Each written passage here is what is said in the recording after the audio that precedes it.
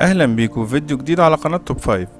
واللي اول مرة يشوفنا، احنا قناة متخصصة في ترشيحات الافلام. اشترك فيها وفعل الجرس واستنى كل جديد.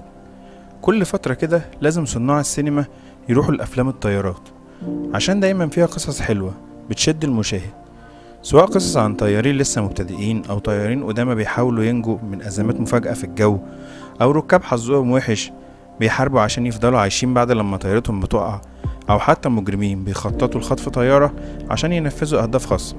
ومن بين كل القصص الكتيرة اللي قدمتها الطيارات للسينما، سواء كانت مبنية على احداث حقيقية او من واقع خيال المؤلف، احنا النهاردة بنقدم لكم افضل 5 افلام من افلام الطيارات، ونوعنا فيهم ما بين الجديد والقديم وما بين مختلف احداثه.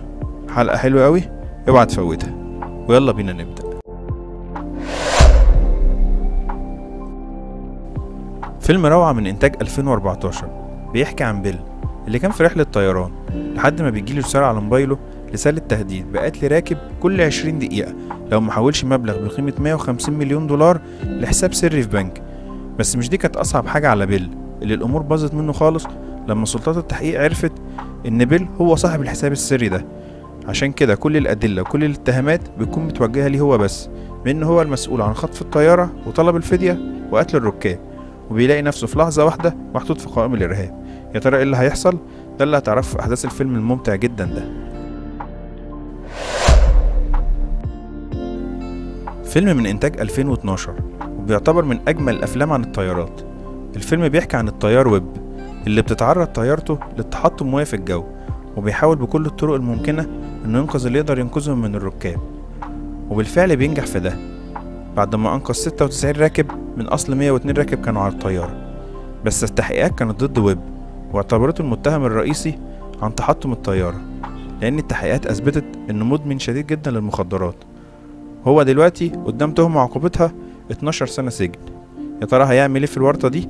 ده اللي هتشوفه في أحداث الفيلم.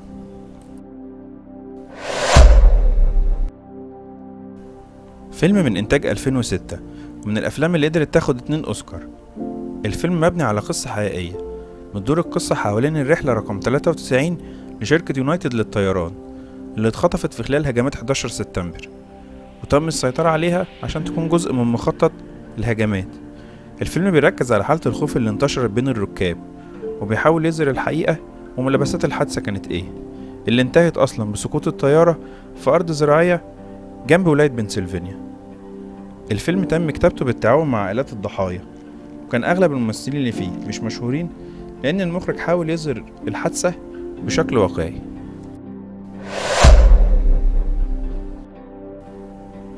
فيلم من إنتاج 2016 ومن أجمل أفلام الطيارات اللي مبنية على قصة حقيقية، واللي زاد حلاوة الفيلم ده إنه من بطولة ملك أفلام السيرة الذاتية توم هانكس.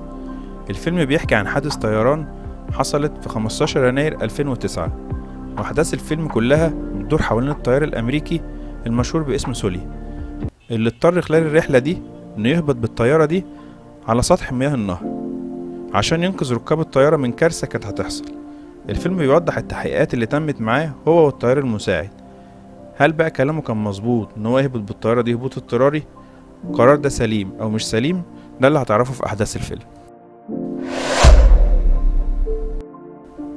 فيلم من إنتاج 2022 إيراداته عدت $1.5 مليار، وهو كان تاني أعلى فيلم في 2022 قدر يحقق إيرادات، وأنجح فيلم في مسيرة توم كروز من حيث الإيرادات.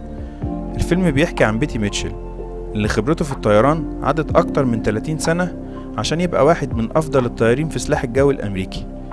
مافريك ما كانش بيحب إنه يتدرج في الرتب العسكرية عشان عارف إنها هتحطه في مكان مش بتاعه، لكن حياته كلها هتتغير وهتاخد منحنى مختلف خالص لما يبدأ يتكلم في تكليفات جديدة، وهي اختبار الطيارات الحديثة.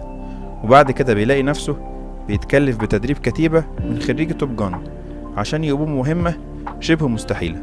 يا ترى هينجح في ده؟ ده اللي هتشوف في أحداث الفيلم الروعة اللي يستحقه بكل جدارة إن يكون معنا هو المركز الأول. لو ترشيحاتنا عجبتكم اعمل لايك للفيديو واكتب لنا رأيك في الكومنتات، ولو لسه مش مشترك في القناة اشترك وفعل الجرس واستنى كل جديد. خلص الكلام، سلام.